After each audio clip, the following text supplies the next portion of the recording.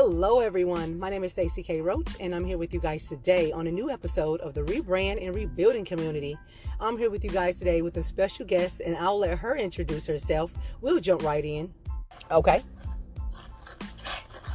Oh, RB, do you want to hit record? Hello everyone, my name is Genesis Amaris Kemp. I am a visionary life coach, the author of Chocolate Drop in Corporate America, From the Pit to the Palace, and I'm also the podcast founder and host of GEMS Podcast, where my core pillars are to educate, inspire, and motivate, all while bridging the gap between diversity, equity, inclusion, and belonging, because it takes all of us to make this world a better place. And I'm super passionate about health and wellness, because how can you truly enjoy your wealth if you don't have optimal health? I agree. I actually agree with that. I know you wrote a book, and tell me the name of it again. I know it's Chocolate Drop in Corporate America. Is that it? Yes, Chocolate Drop in Corporate America, From the Pit to the Palace. This book, the first edition came out in May of 2020. So right around the whole Black Lives Matter movement, that was totally coincidental. And then I went back and did a revision in February of 2021 to talk about 2020, because that was a year that has rocked us all. So I called it Far From Perfect Vision, but a Slap of Reality. You know what? Yes, 2020, that was during the time that I was actually going through the separation. I didn't even know that pandemic was going to hit. We separated in the end of January. The pandemic hit really big in where I was living currently in South Carolina around February. So it was like, wow, I'm homeless. I'm going through a divorce and the pandemic. Like, it was really brutal for me. But that gave me the time to really hone in on what I really wanted to do with my life and how did I want to move forward with my life. So with your book and being in corporate America, how was that for you? Like, it was definitely challenging for me, Stacey, because in November of 2020, I lost my dad, and my dad and I were super, super close, and I lost him in an unconventional way that could have been avoided. So my dad ended up passing due to medical negligence, because he went to the hospital in the middle of the pandemic, but he didn't go in for COVID. He went in for his blood sugar levels being elevated, and just due to neglect and just them being overpopulated, understaffed, certain issues went overlooked, and it just led to my dad getting sicker and sicker. And for a man to walk into the hospital and be paralyzed 3 days later, come on now. Yeah. That raises red flags. And I'm like, what happened? Did he have a stroke? Did you guys give him the wrong medication or whatever? And then on top of working during the pandemic, when you tell your employer, okay, I'm going to continue to work remotely, because family dynamics have changed. Not only was I trying to be there for my parents, but I'm also a wife on top of that. And I do have, other family obligations, and they just didn't get it. And I would never forget when my supervisor pretty much told me, I don't understand why you can't hire a nurse to take care of him. And I'm like, do you know how much home nurses charge? Yeah, like, that's not cheap. I done home health for the last several years. I didn't go up to the nurses, but I work closely with nurses and CNAs, and I know for a fact that care was not cheap. And even for what I was doing, home health aid, that was not cheap for them. A lot of the families, like their mom or their dad, whoever owned the property, if they own any land or had anything they can put up, the state will take hold of everything that they own, their cars, their bank accounts, their houses, because someone had to pay for that. So even if you could come out of pocket, the cost is not cheap. And that was just in the state of South Carolina. So yeah, like you said, for him to just say that, are you gonna pay for that? Are you gonna give me a boost on my pay, just so I can afford it? I mean, it's easier said than done is what I'm saying. And like I said, I was going during that time for me, I was, like you said, back in November when your dad took sick, right? I Yeah. was homeless in my car. I think I was just getting enough money saved where I can go look for a place. Like during that Oh, time wow. of the year. Like I said, I slept in my car for 8.5, almost 9 months out of 2020. And then 2021, I took a job living in home with a patient. She ended up getting sick and had to go to a living facility. It was more than what I could actually handle and what I was certified to do. So even then, I found myself homeless again for about 4 months. So like I say, like, you never know what someone's going through before you can even come out and before you can even make any type of assumptions. At least check in on people to see what's going on. Like you said, you had to deal with things with your family, and that prevented you from going to work. So when you couldn't go to work, what happened? Yeah, exactly. And I mean, like, everyone was dealing with something. And just going back to the point that you made, with you being homeless and etc., some people may have not even known that you were homeless. They may have seen you with a smile on your face and you dress nicely, but they don't know what's going on beyond the surface level. So I always tell people, never assume and never pass judgments, because you really don't know what goes on behind closed doors. Because before my dad passed in November, he got sick in May. It was like after his birthday, a few weeks after. And so from May all the way up until November, I was going through, different challenges with my dad, from going from hospital to rehab to him getting worse in rehab, where it's supposed to rehabilitate you. And then he goes back to the hospital and then has emergency surgery. Then he goes to a long-term acute care, which is not cheap. And then everything is, insurance. There's only a certain number of days that a patient could stay in the hospital before they kick you out and tell you, hey, come on, you need to find the next facility, or you get kicked to the curb. And I feel like that's not how the medical system should work. And I think insurance providers, as well as the entire medical industry, should do a better job, because don't kick that patient out until that patient has received adequate and ample care. Yeah. So I really learned how to become a patient advocate during all the turmoil. Yes. So, like I said, with the issues that you had going on, for the idea of the book to come to life, what happened to you in order to get you to even come up with, you know what, I'm going to write a book? Like, what made you want to write a book?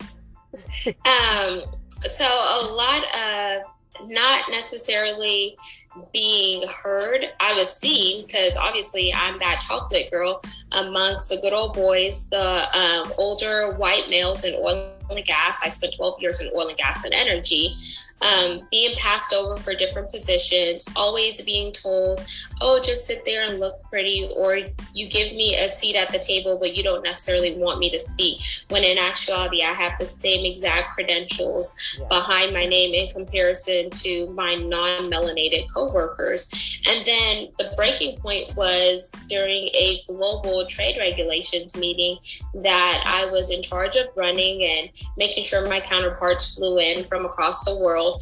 When they put up on the screen the different salary ranges, and I did not see mine on the screen, was a big red flag to let me know that I was severely underpaid in my last role with that company. And starting there, even though I had previous oil and gas experience from a smaller mom and pop company where I left to be an HSC manager, which is health, safety, and environmental, to going to work for a Fortune 500 company and having to start all the way over as an administrative assistant and being told once an admin, always an admin. And I was like, I have a whole degree, plus I'm in school to get an additional degree, and I have, the accolades. I knew about your platforms and your offshore assets and etc. whenever you hired me, and that impressed you because not a lot of people know about, a customer's assets before they start working there, especially if the information is proprietary. So just going through the ups and downs, being told no, being overlooked, being judged, and etc. I was like, enough is enough. And then whenever you see other people who then identify with you, and they have similar stories, but they're afraid to talk about their stories because they don't want to be labeled or they don't want to be out of a job. So they push you in the front to be the one that speaks up about it, and then if something happens, they back off. And I'm like, no, that's not how it should work. United we stand, and divided we fall. If you want to see change, you have to be the change that you want to see. I agree.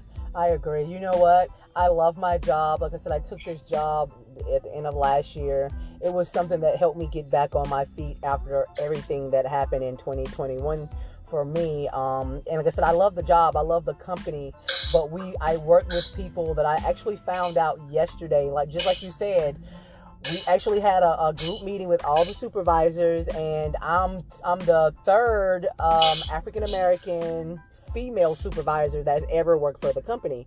And wow. I'm the least paid supervisor out of everyone, but I'm the one with the most experience. So I'm like, wow, I have over 12 years of experience and I'm not getting paid. Like, if I told you how much I was getting paid, you would laugh. Like, we had the meeting yesterday and everybody was going over their salaries. So when I was hearing people were complaining about their salaries, and I'm like, dang, you're getting more than what I'm getting. And I still came in the door with more experience than you. It's crazy because I'm actually in the process of training someone at the moment, and she's making more than what I'm making. So for the last few days, I've been feeling like, this is the only hiccup I've had with the job. So I went to my boss today and I was like, hey, I want to pull you to the side. Let's just talk. He wanted to talk in front of everyone. I was like, I don't really want to have this conversation with a group of people. It's private. Like, let's pull you to the side. We're going to be professional. I'm not going to raise my voice. And then by me being an African-American woman, that's another thing, because they automatically think we come in with attitudes and, I'm the stereotype. And so and then I'm tall. So everything I do, I have to watch how I say it and watch how I present it, and just to make sure it doesn't go out to, like, make sure anyone don't get it and take it the wrong way. So when I went to him to talk to him, he really didn't really want to have a conversation with me. So he was like, well, let's schedule a meeting to talk sometime next week. And I'm like, that's not really going to work for me. So my coworker's like, well, just let it go. You can talk to him next week. And I'm like, no, I want to talk to him today. Like, the meeting was yesterday, and I should have went to him yesterday, but I was feeling heated, and I was like, okay, you know what? I need to calm down. Give it some time, and then I'll go back to him, because if I go to him right now, I'm going to come guns in hand, and I'm going to really be playing to the stereotype. So he really didn't want to hear me today. We scheduled a meeting for next week, and that, even doing that made me feel some type of way. Like, okay, if it was anyone else, you would have went ahead and talked to them today. He was just acting like he was so busy. And first of all, I do his schedule, so I know he wasn't busy. So I was like, you know what? I'm just going to chalk it up, let it go. I'll talk to him next week. Just let it go. So by the end of the day today, I had one of my employees came to me and was asking me certain things, and I was training them, teaching them how to do it. My boss came to me and was like, no, that's not how you do it. He was like, I know you want to talk to me about your raise, but you're not even training properly. So this is how I am. I always make sure I have my facts before I go in to elaborate or try to just stand up for myself or defend myself. So I went to the system, and I pulled everything up from A to Z, and I was like, here, I'm doing it the way, the system is telling me to do it, but you're obviously telling me I was wrong. So I guess he heard that that's what I wanted to talk about, but he was upset about it. When he seen that I was doing my job and doing my job properly, he kind of felt some type of way about that. He just walked out. So I haven't heard anything more from him, but that made me feel in some type of way. And I really felt, and I want to just say, because I'm African American, but like I said, I'm the third African American female that's worked for this company since they started, and they've been in business now almost 20 years. So yes, that's getting to the point that I am. And they try to get me to take on more responsibility. And at first I was with it up until yesterday, until I start to see people under me, and then the person that I'm training getting paid more than me. I was like, there's no way I can take on more responsibility unless I get more money. But that's where I'm going to come to them with. Like I said, I just had to take some time to cool off, because sometimes, like you said, anything you say, and depending on how you say it, it could be taken the wrong way. And then by me being an African American woman, I don't want to play into the stereotype. So I was like, just let me cool down, and I'll talk to him next week. But I'm going to make sure I have that conversation with him, because that's, like I said, I already, with the work that I'm doing, the career that I really want, this is not the career path that I want to be in. It was just an opportunity that fell into my lap. And I'm a type of person, I'm not going to let something pass by me, because I'm a what if type person. So what if I didn't take that job, or what if, so I felt like I was guided here for a reason. But I really hope that I'm guided here to be the change for everyone else coming under me. Because even after I leave, they're going to still have this issue if we don't get this together. So I'm really hoping I could be the one to, like you said, every voice is heard. And I really hope that I can be heard within the company. But enough of that. I do want to ask you about your website. And I know this has had not much to do with the podcast, but I'm going to pull it back up really quick. I was on your website, and I do see that you are a visionary life coach. And so what do you mean by visionary? Go ahead. Whenever you think about a person that has a vision, that is a forward thinker, a person that not only thinks about where they are presently, but they think about what's out in front of them, ahead of them, to make their future more comfortable and more lucrative for themselves. So if you've heard, there's a amazing scripture that a lot of people would reference that says, write the vision and make it plain. If you don't have a vision for where you want to go, then you are going to perish for the lack of knowledge. So in order to be a visionary life coach, you need to envision yourself doing life according to your terms and not the terms of other people, because the terms of other people is not subjective to you. Those are just assumptions and those are just suggestions. But if that does not mesh with your overarching mission and purpose on why you were placed here on earth, then you aren't really living. You are just existing because you're doing things that are comfortable to somebody else, when in actuality, it's not comfortable to you, and it makes you feel unfulfilled. You have lack. So as a visionary life coach, I like to work with my clients to walk through life with them, and I want them to see all of their possibilities. I want them to know, why was I placed here on earth? What's my reasoning for existence? What are my skills, gifts, and talents that I could accentuate to leave that legacy and build a foundation where I could see it now, but others who come behind me still has substance and residue of what I have paved the way for. Yes, I love that. And you know what? I think we could all, I'm a life coach, but I think we could all use a visionary life coach, because that's something that I've been struggling with myself within my business, especially with me doing this job and everything that's been occurring the last 2 days. I've been really like, you know what? I'm really starting to feel unfulfilled, because this is not really what I want to do. It's something that I took at the last minute because I was bored. And a lot of times when you rush into things, you don't see, or you don't, let's just say you're signing a document and you don't read the fine print.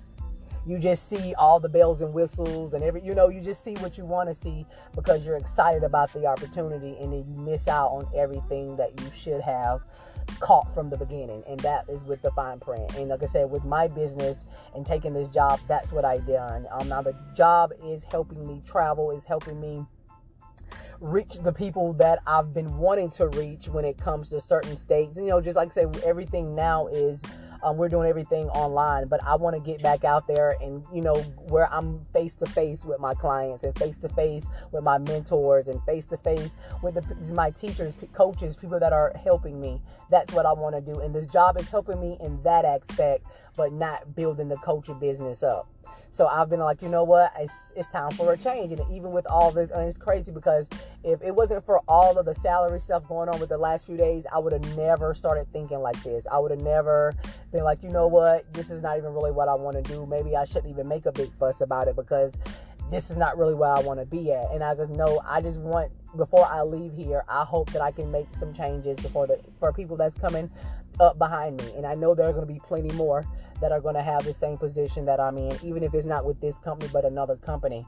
And being able to negotiate your worth, especially with any job, any career, your salary, I feel like to be able to negotiate what you're worth and what you're willing to do for that work for the company, I think that's something that it shouldn't be. That's something that should never be up in the air where you're just, okay, I'll take whatever you're going to give me. And that's how I ended up in this job. Because like I said, I was bored. I wasn't doing nothing else. And I was just like, all right, I'd rather just take what I can get. But I've been learning the hard way. I hate to say it. Well, it's not always good to just to take the first thing that come or what you feel like at that time would help you. I mean, you have to think long term, and that's what I'm trying to do. Absolutely. And I will wholeheartedly agree with that. Stacey, you can't always jump on the bandwagon, and you can't remain in your comfort zone, because if you remain in your comfort zone, then you are being complacent. And there's somebody else that is not going to benefit from that, because think about it, we all have a torch to carry, and that torch that we carry is not just to illuminate our pathways, but it's also to help illuminate other people's pathways to make their life a better place. And sometimes you have to ask yourself the hard question, like I ask my clients, how much are they paying you to sleep on your dreams? Because if you're so busy building up their empire, their legacy, their foundation, and working their 9 to 5, then your dreams are dying every day, because you aren't taking time to cultivate what has been placed inside of you. And it's been placed inside of you for a reason. And you're the only one that can do what you can do. That's why each one of us is uniquely created. And each one of us needs to walk into our truths, be authentic, be whole, be complete, and be confident, and know that we are here to remain steadfast and get the job done. Because it's not just about us. It's not just about Genesis Amaris Kemp. It's not just about Stacey, but it's about those who are connected to us, those who are coming along beside us as well as behind us. And if we never do what we're supposed to do, then we are being counterfeits, and we're letting somebody else suffer because we're not being obedient, and we're not rising up to be the rightful men and women we were created to be. I mean, you know what? I don't think I could have said that better. You said that. I love that. You know what?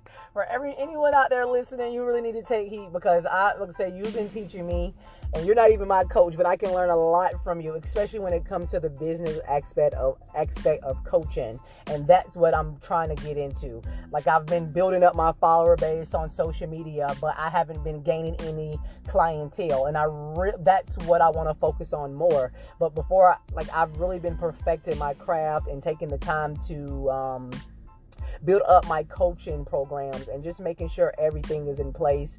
Like, I've really been taking the time to get everything together, and I'm really hoping that this right here, this job here, will be the last where I'm saying I'm going to work when it comes to someone else's dream. As you said, I spend a lot of time, and you said 9 to 5. I work from 7 to 5, literally 6 days a week, sometimes 7.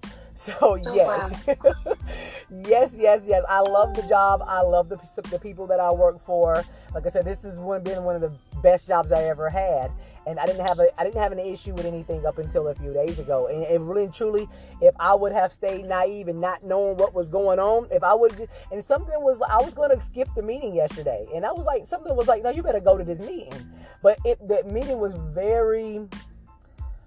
it was head on, and it was exactly what I needed to get me to the point where I wasn't, like you said, being complacent and staying in my comfort zone. Because I would have stayed in the comfort zone. I'm like, I like the job. I'm going to stay here. I'm going to make it work. And like, hearing all of everything I heard yesterday has really been putting a fire under me. And like, okay, it's time you get serious. Any little free time you have, you need to be working on your business. You need to do what you have to do, because this right here can't go on. And even having to come to someone and talk to someone about my salary, and then they don't really want to hear me, and they want to push me off until next week, and like all of that, all of that is really been making me say, you know what, Stacey, it's time to get off your ass.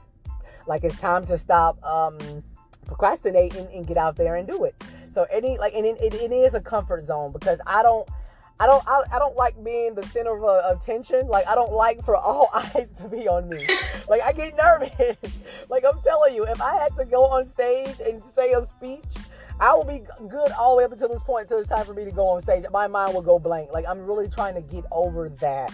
So I'm trying to start putting myself in different positions and circumstances, situations where I have no choice but to come outside my comfort zone. Like, that's where I am now. So I'm actually happy. I'm actually glad that I got to have a talk with you. I know we're doing this interview, but I'm actually talking to you like, hey, I need your help. I'm serious. I can really learn a lot from you. Like I said, I went through your website. I love your website. Did you do that yourself, or did you get some help when it comes to your web design? So with my website, there is a company called The Hello LLC. So they did my website. I went to them with my vision and I said, this is what I want. And everything was 100% customizable, which is what I wanted. I didn't want my website to look like somebody else's. I wanted it to be unique and match my personality, but showcase all of the things that I do, whether it's being a visionary life coach, or author, or motivational speaker, or whatnot. And I wanted it to show my multi-dimensional sides, even though some people may see me as one way. Like, no, don't put me in a box. I wasn't born in a box, and I'm not going to be in a box until, the good man above calls me home. Okay. Until then, I am a firecracker. So I had to embody all of that on my website. So there is a feature on my website for those people who really like it and they want to get one made that's 100% customizable. There's a section where you can hit love this page under features, and it connects you to my web developers, who is David and Tara Bush. And I like supporting small owned businesses because they're out here making things possible, and they took a leap of faith, to step outside of that corporate life and go into their own business. Well, I really love your website, and it does speak to you. It's very professional, but like you said, it embodies who you are. It shows different aspects of everything you do and all that you are, and not just, like you said, that one thing, or I'm just a visionary life coach. I love that, and I could take that. I like to do that as well. I need to go hit the features page for myself, because I own my domains. I have 2 domains, and I've started out working on my website a little bit for myself, but I didn't like it. So now I'm in the process of looking for a web developer to get that going for me. So yes, I'm looking for that. That'll be something good. And then you know what? I really do need a visionary coach. Like, I'm actually happy we came across each other, because I have a vision, but when it comes to planning, I don't know how to sit. And it's crazy. It's only for myself. I can do it for everybody else. Like I said, I have people that I've helped them put their business plans together. I've helped them market their business. I help them advertise the business, but it's so hard for me to do it for myself. It's hard for me to see all the pieces of the puzzle. That's another thing. I think when you're so close up on it, it's hard for you to see. And like I said, I've done it for other people. I've helped people start bakeries. I've helped them do food trucks. I've helped them do restaurants. I've done some things now. It's just hard to hone in on my own. So that's another thing I'm starting to think to get to, where you don't need to do all the work by yourself. And then you can get to where you want to go if you build a team, or just have someone and pay someone that can do it for you. You don't have to take all the weight on your shoulders, Mike. And I've been trying to do that. I've been trying to be my own web developer. I've been trying to be my own coach. I've really been trying to do my own thing, and not even just trying to save money, but feeling like, okay, I'm Superwoman. I can do it all. And I had to come to a point where, you know what, I can't do it all, especially if I want to be massively successful the way that I want to be.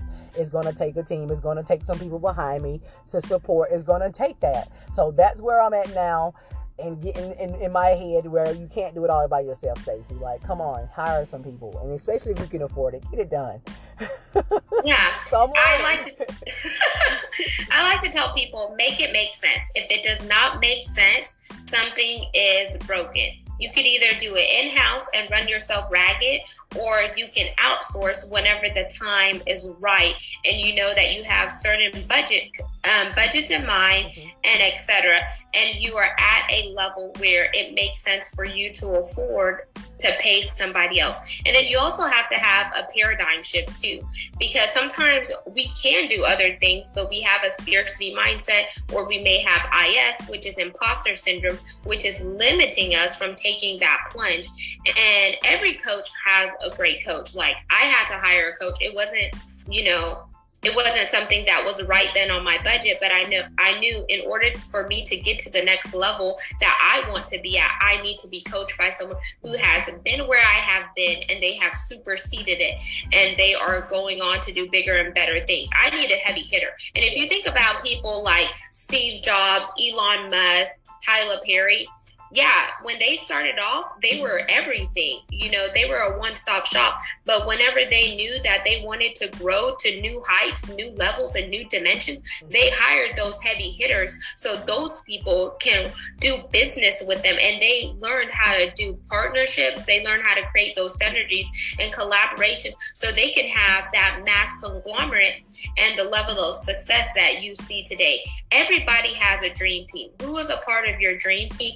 And who's going to get you to the next level? And I'm not talking about a person that is meek. I'm talking about a heavy hitter, a person that will call you out on your BS because they see the potential in you and they don't want you to stay stuck where you are, because it's time for you to rise up. And I'm that person. I may be unconventional. I may be small and petite, but when it comes to working with clients, I'm going to give it to you real and raw, because I know what I can do for you. But it's also going to be a partnership. You need to put in work in order to see the results. I can't hold your hand every step of the way if you're not willing to go out and do your due diligence, do the research, do the homework, and take a faith step.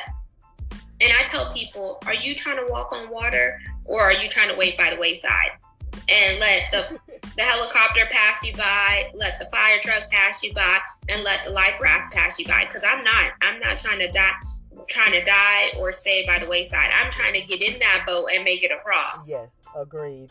Oh my God. I'm so happy that I got to have this conversation with you tonight. Like I said, I know we're supposed to be in an interview, but I've been kind of going in and asking other questions just for my own personal self. So if you guys out there need this information, you need to be listening.